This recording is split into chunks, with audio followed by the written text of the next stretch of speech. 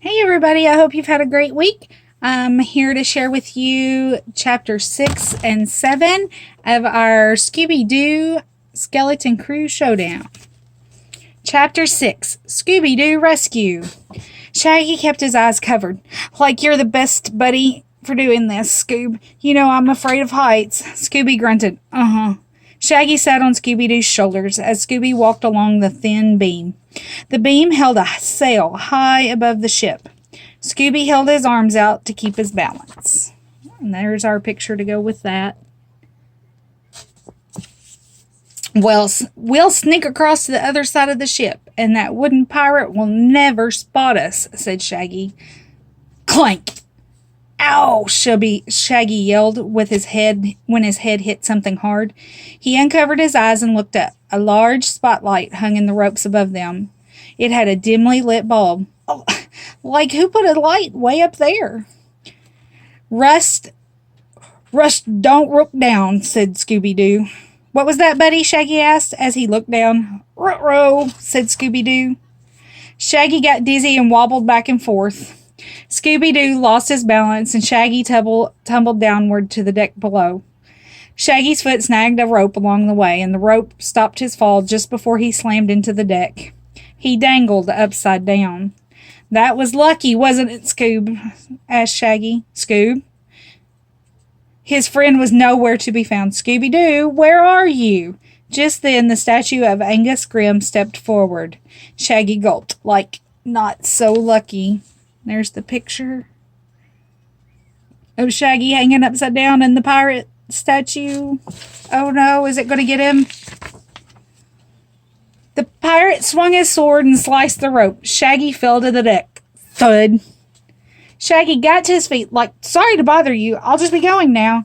Shaggy tried to run away. A sword-carrying skeleton blocked his path. Shaggy tried to run in another direction, but another skeleton appeared. Zoinks! Skeletons! Shouted Shaggy. He shivered with fear. Why does it always have to be skeletons? With their swords pointed at Shaggy, Grimm and the other skeletons moved in. Uh-oh, it looks like somebody might save the day in this picture. Shaggy backed away until he realized he was stepping off the ship. He stood up on top of a rickety plank jutting out over the water. The monsters moved closer, and Shaggy backed farther over the water. Like, can we talk about this? Sobbed Shaggy. I'm really not a good swimmer. I can barely doggy paddle. Shaggy's feet came to the edge of the plank, and there was nowhere else to go. Shaggy shut his eyes in fear. Ruby-doo, said a familiar voice. Shaggy opened his eyes to see his buddy swinging toward him.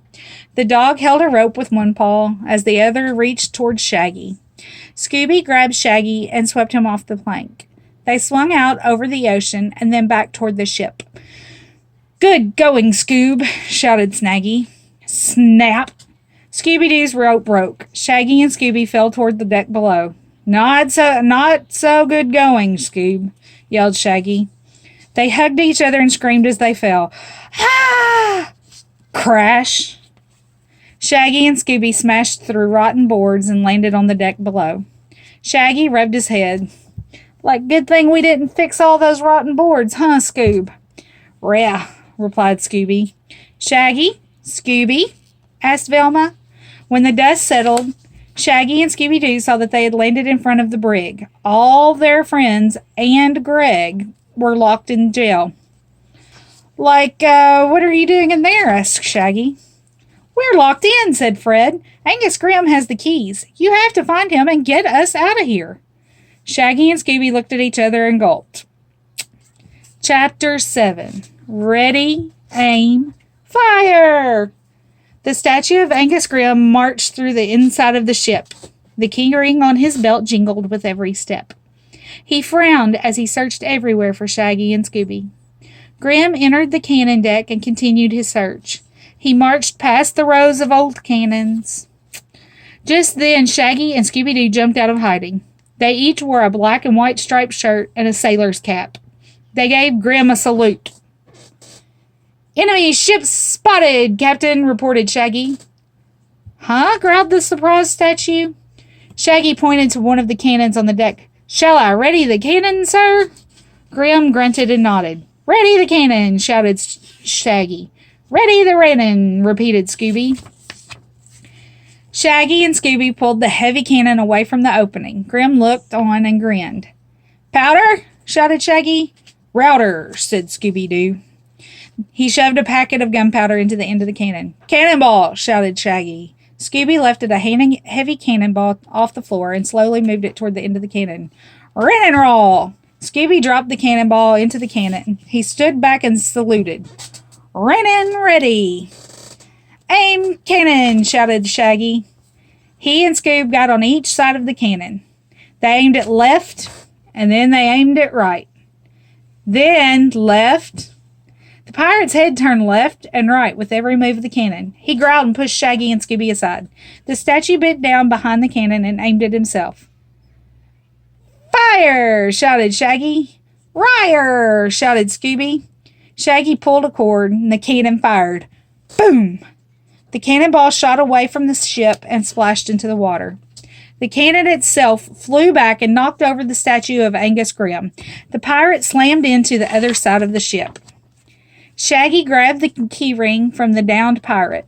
He and Scooby ditched the costumes and took off. They ran down the long hall and skidded to a stop in front of the food locker. How about a quick reward before we save the others? Asked Shaggy. Huh, Scoob? Rah, agreed Scooby. Re-earned it. Shaggy found the key and opened the food locker. The door flung open and a chill went up Shaggy's spine. Like, that's the scariest thing I've ever seen, said Shaggy. Tears filled Scooby-Doo's eyes. The food locker was empty. And that's the end of Chapter 7. So we'll have fun talking about Chapters 6 and 7 on Thursday. And why don't we do show and tell, and you all bring something that interests you or that you really like and tell us all about why it's important to you. I'll see you then.